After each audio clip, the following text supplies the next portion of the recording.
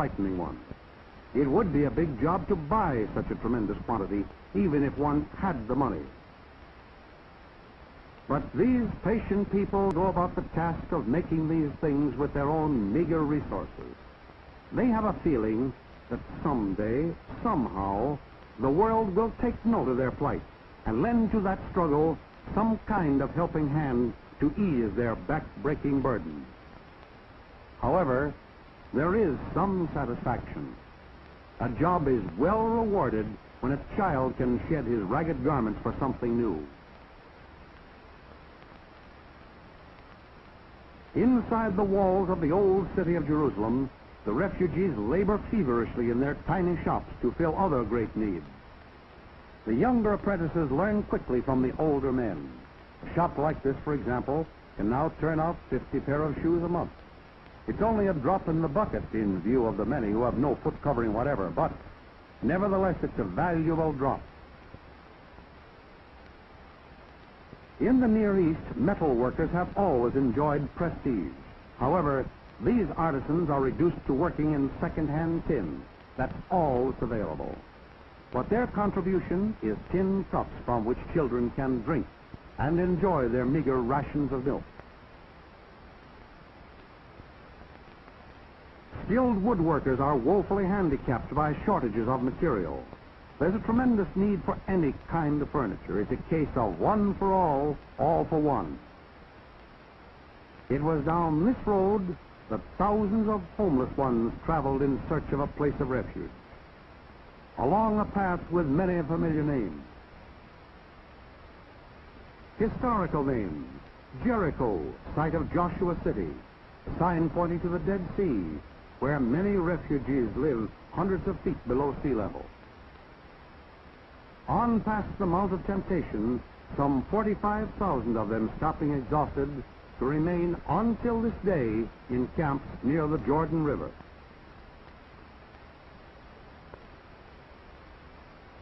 "45 miles beyond the Jordan Valley is Amman, capital of Hashemite Jordan, whose population the refugees doubled within a few weeks.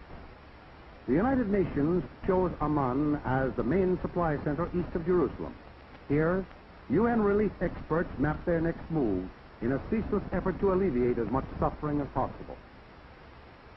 Just 100 yards from where these officials stand are the ruins of an ancient Roman amphitheater come to life. Abandoned for centuries, its musty caves are homes for scores of Palestinian Arab families who refuse to permit close-up pictures of their miserable life as 20th century cave dwellers. Their actual home life under such conditions is hardly fit for wild animals. One young man said he didn't mind having his picture taken if he could change into the clothes he once wore in better days, clothes which he has carefully saved to wear again. These women, for their dwelling, hollowed out a place in the hillside. What it lacks in luxury, it makes up in privacy. It seems like a futile gesture for a grown man to tend such an unrewarding garden plot. But anything that grows is one more morsel of food for the family. The children sense a depressing uncertainty as to their future. No one seems to have the answer to the eternal question, why do we have to stay here?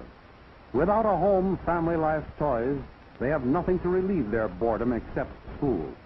Education of these children is one of the most important aspects of the Arab refugee problem. The donation of just a blackboard meant a new class could be started under a tent in the open air when desert temperatures permit.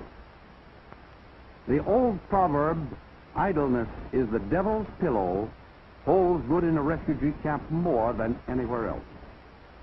They must be helped now to become useful citizens of tomorrow. It's not enough to train their minds. What will be in store for them when they grow past school age? Are they too to be doomed to a continuing life of uncertainty and lack of hope, such as is now the lot of their parents? The plight of these little girls is a challenge.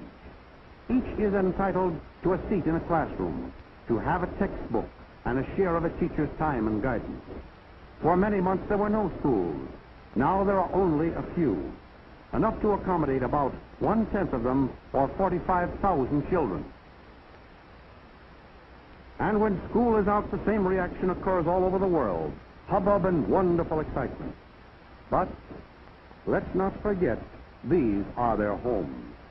Sprawling settlements of makeshift tents, patched with burlap and tar paper. A grave health menace exists in every camp. Few have adequate supplies of unpolluted water, and it is not unusual for these women to walk 5 miles for the day's supply. The refugees face constant danger of malaria epidemics. DDT mixtures must always be on hand, so tents and shelters can be sprayed once every 2 weeks. This work is supervised by sanitary engineers, but is performed by the refugees themselves. Sickness strikes swiftly in these deplorable conditions. Undernourished for many months, the children especially can offer little resistance to diseases like tuberculosis and pneumonia. Hospital facilities are available only for the most serious cases. Most of the time, the mothers must tend the sick children themselves. This is a full-time, round-the-clock job, as the small number of trained nurses available simply do not have time to respond to calls for help. With advanced cases of malnutrition like these, there is little that can be done. These tots died within a week after these pictures were made. All refugees are being vaccinated against smallpox and typhoid, which in their overcrowded state could at any time become epidemic. In all of this work, it is the policy to call upon as much refugee labor and assistance as possible. In many areas, local and refugee doctors, nurses, midwives, volunteering their services, are working with those brought in by the United Nations. But at present, there is only 1 doctor and 3 nurses to every 20,000 refugees. More doctors and more nurses would be only a partial answer. It's true the health statistics are bad, but they reflect the living conditions of these unfortunate people. If there could be some degree of security, some honest work to be done, the hope of achievement in the human soul is still a great antidote to any disease. Tots all over the world have their suspicions about doctors, but as always, the children have first consideration. The older people must wait. One learns to wait in refugee camps. Patience is not only a virtue, it's an absolute necessity. Just wait. Bukra, tomorrow, will always get here. These quarters in hospital tents are at least orderly, and a measure of hygiene is available. Seldom does one hear complaints, for the Arabs endure their misfortunes in silence. Prolonged privation has taken a grim toll. These are undernourished people for whom there is little hope of recovery. Having deep religious faith, the Muslim people always resort to prayer, whether in joy or affliction. For them and their loved ones, there remains only prayer. For help to ease this suffering, a prayer to Allah, to God. These are the scenes which the world has not had an opportunity to see. The precious youth of a race being wasted. Drained away in the fog of uncertainty. The twilight years of age being hastened. Death is no stranger in these camps. Often deaths are concealed so that the rations of the deceased will continue to increase the food supply of the surviving members of the family. A pitiful but often too necessary subterfuge. The greatest battle is against infant mortality. Only 1 out of 5 lives longer than 6 months, owing to exposure and the weakened condition of the mothers. This is the sort of problem that calls for adequate and long-range planning. Complete rehabilitation of a great number of parents will be the only guarantee that these children will have the chance to live. That is the right of every human being. That right is being safeguarded by these shining examples of the medical profession. Both doctor and nurse are themselves refugees, devoting their entire time to the appalling demands of this crisis. Skilled in modern medical techniques and accomplishments, they often rely on today's wonder drugs. Yes, penicillin may help this baby to live a while longer, but his real need is like that of thousands, a vitamin-rich diet and a warm home. Here's a proud mother and her new baby. If he lives, another mouth to feed, another name to add to a list already containing 750,000 names. These are the citizens of tomorrow who need help urgently to live today. One hears a great deal about the high principles expounded in the Four Freedoms. Let it not be said that civilization will long permit the kinds of freedom enjoyed by the Palestine Arab refugees today. It's the old question, am I my brother's keeper? The answer is yes. You and everyone who is made aware of a great tragedy must assume a responsibility to end it. This is a problem which cries out to the civilized world for a quick, a humanitarian, a permanent solution.